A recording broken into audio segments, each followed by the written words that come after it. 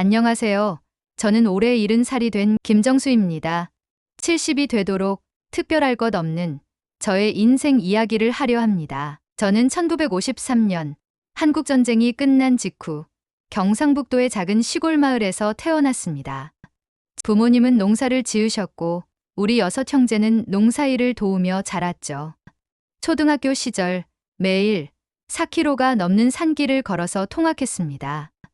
그때는 힘들었지만 지금 생각하면 그 시절의 고된 길이 제 인생의 밑거름이 되었던 것 같습니다. 20살이 되던 해 서울로 올라왔습니다. 주머니에는 고작 5,000원이 전부였죠. 처음에는 작은 공장에서 일했고 밤에는 독학으로 공부를 했습니다. 제가 공장에서 일하던 시절엔 하루 16시간씩 일했습니다. 손에는 늘 기름때가 끼었고 항상 피곤해 지쳐서 살았죠.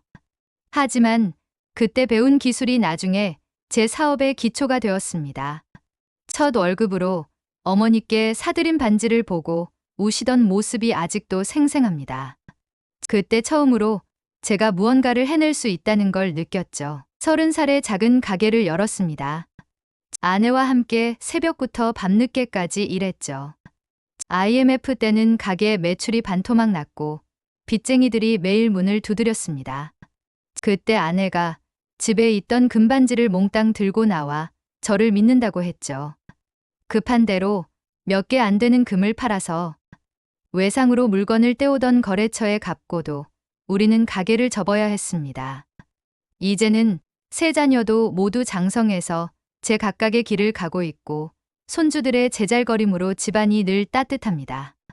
그런데 3년 전 저는 암 진단을 받았습니다. 암 선고를 받던 날 진료실에서 나오던 저는 여기가 어디인지 어떤 상황인지 도무지 인지하지 못하고 병원 통로에 휘청거리며 주저앉았습니다. 폐암 사기 앞으로 6개월 정도 남았습니다.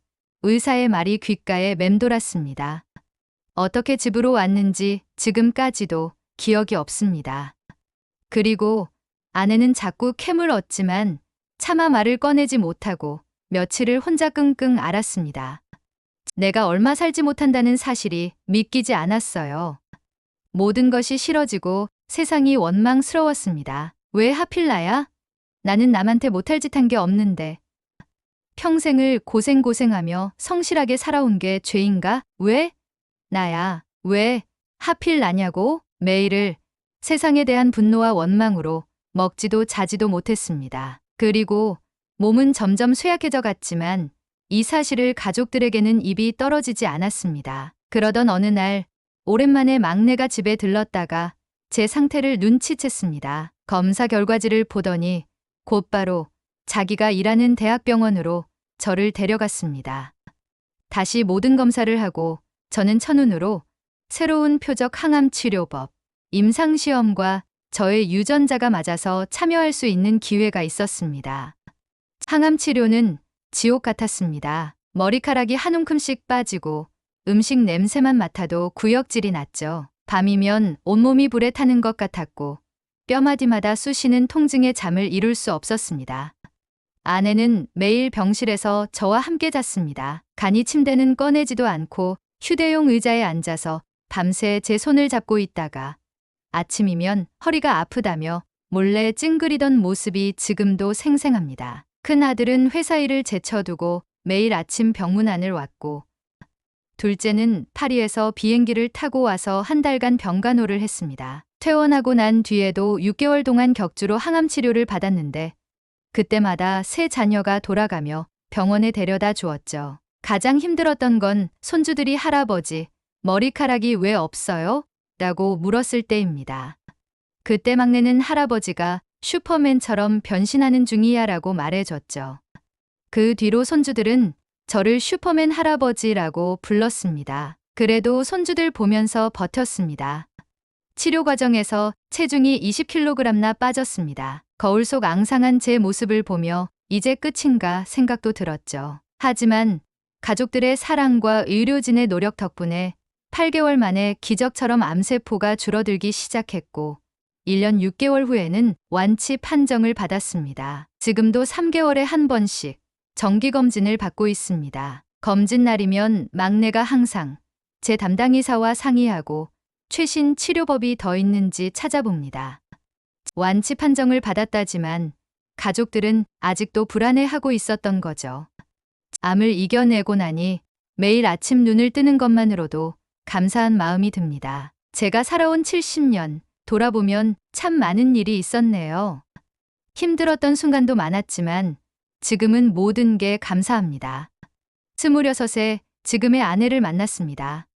퇴근길에 우연히 같은 버스를 탔는데 제가 졸다가 그만 아내 어깨에 기대어 잠이 들었는데 그때 저를 깨우지 않고 종점까지 가준 그 마음이 지금까지 이어져 있습니다. 맏아들이 대학에 떨어졌을 때 인생은 마라톤이다, 천천히 가도 된다 라고 했는데 지금은 작게나마 자기 회사를 운영하고 있어요. 둘째는 미술을 하겠다고 했을 때 반대했습니다. 2008년에는 둘째 때문에 가슴을 쓸어내렸습니다.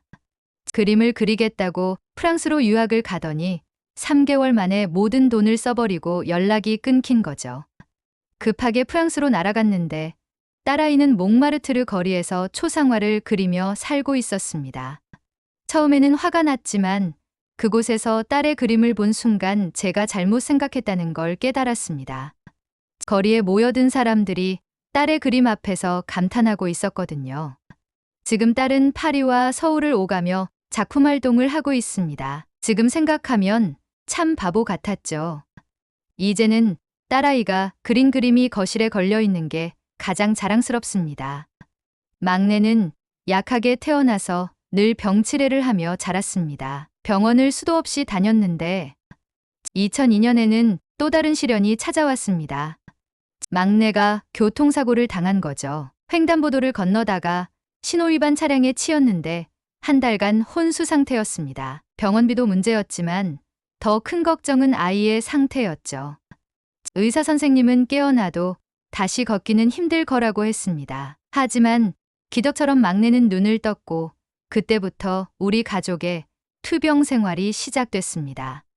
매일 아내와 번갈아가며 재활치료를 도왔습니다. 처음에는 손가락 하나 까딱하기도 힘들어했지만 6개월 후에는 휠체어를 타기 시작했고 1년 후에는 목발을 짚고 서는데 성공했죠.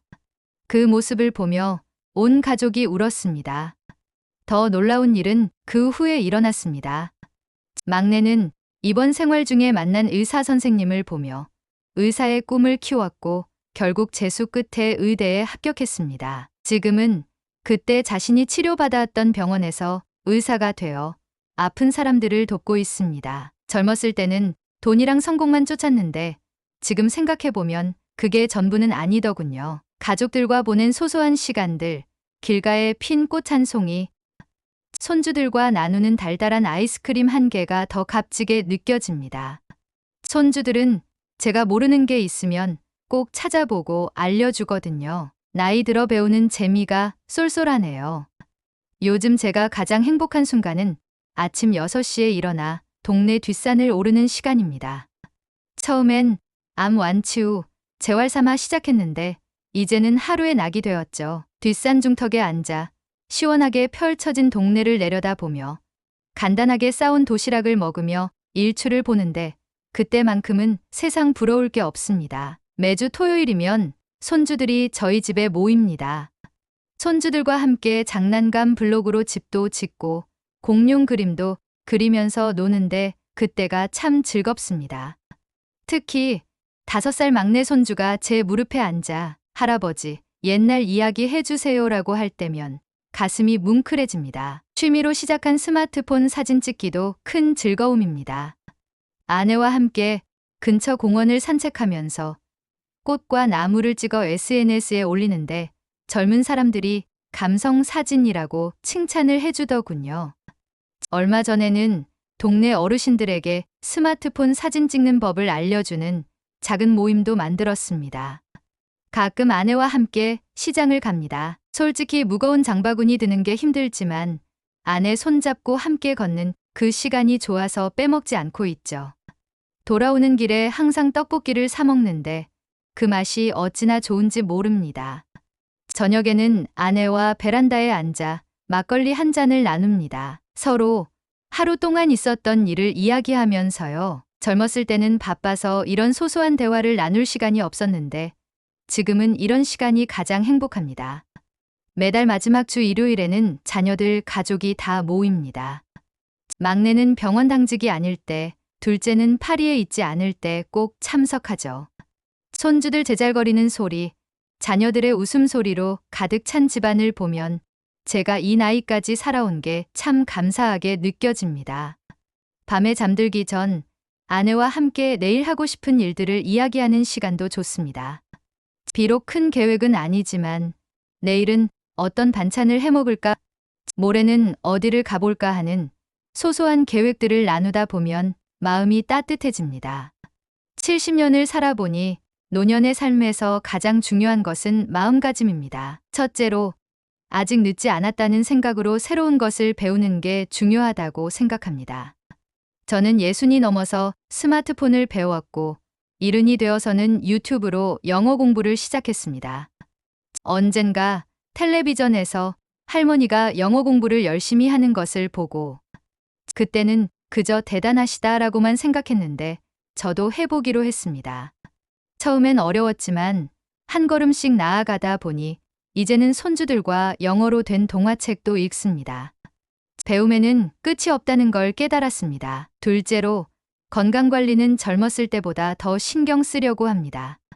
아침 산책을 거르지 않고 과식을 피하고 정기검진을 꼭 받습니다. 건강을 잃으면 모든 것을 잃는다는 것을 우리는 쉽게 말하지만 죽음 앞까지 갔다가 회복되어 다시 덤으로 얻은 이 삶이 얼마나 소중하고 감사한지 모릅니다. 셋째로, 관계를 소중히 합니다. 나이 들수록 외로움이 찾아오기 쉽습니다. 저는 매주 동네 노인정에서 바둑을 두며 친구들을 만납니다. 젊은 시절엔 일이 먼저였지만 이제는 친구가 한 명뿐이라도 그 인연을 소중히 여깁니다. 넷째로, 작은 일에 감사하는 마음을 가지려 합니다. 아침에 눈을 뜨는 것, 맛있는 밥 한 끼, 손주의 웃음소리. 이런 평범한 일상이 얼마나 소중한지 나이 들수록 더 잘 알게 됩니다. 다섯째로, 젊은 사람들이 무슨 말을 하려는지 경청하려고 합니다. 나는 70년을 살면서 내 삶의 노하우, 신조, 나만의 생각이 분명하게 있지만 세상은 빠르게 변하고 있습니다. 나 때는 이라는 말도 상황에 따라 필요하겠죠. 하지만 젊은 세대를 이해하고 새로운 시대를 받아들이고 새로운 시각으로 보려고 노력합니다.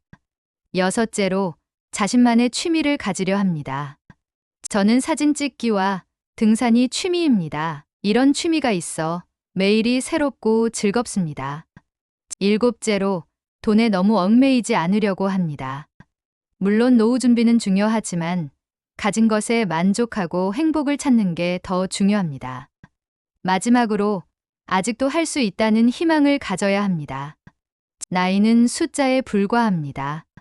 하고 싶은 일이 있다면 지금 바로 시작하세요. 인생은 마치 책과 같아서 마지막 장까지 어떻게 써내려갈지는 우리 몫입니다. 비록 몸은 늙어가지만 마음만은 늘 청춘으로 살아가려 합니다. 그것이 제가 70년을 살며 깨달은 가장 큰 교훈입니다. 70년이란 세월 동안 크고 작은 고비를 넘기며 여기까지 왔네요. 힘들었던 순간도 많았지만 그 모든 것이 지금의 저를 만들었다고 생각합니다. 젊은 시절에는 성공과 돈을 쫓아 물불 가리지 않고 달렸는데 이제 와서 보니 진정한 행복은 다른 곳에 있었습니다. 아침에 일어나 아내와 마시는 따뜻한 커피 한 잔, 손주들의 제잘거림, 자녀들의 안부 전화. 이런 소소한 일상의 기쁨이 제 인생을 빛나게 만듭니다. 가족도 친구도 항상 나와 같은 생각과 같은 행동을 할 수는 없습니다. 그저 그가 내 곁에 있어 나와 안부를 물을 수 있다는 것만으로 충분합니다. 암과 싸우며 죽음의 문턱까지 갔다 온 경험은 제게 큰 깨달음을 주었습니다. 매 순간이 얼마나 소중한지, 사랑하는 사람들과 함께하는 시간이 얼마나 값진지 알게 되었죠. 이제는 욕심 부리지 않고 하루하루 감사하며 살아갑니다. 매일 아침 등산하며 일출을 보고 새로운 것을 배우고 손주들과 놀아주는 제 모습이 자랑스럽습니다. 인생은 끝까지 살아보기 전에는 알 수 없는 것 같습니다. 힘들고 지칠 때도 있지만 포기하지 않고 한 걸음씩 나아가다 보면 반드시 빛이 보일 거라고 믿습니다. 구독과 좋아요 부탁드립니다. 알림 설정하시면 새 영상을 가장 먼저 만나보실 수 있습니다.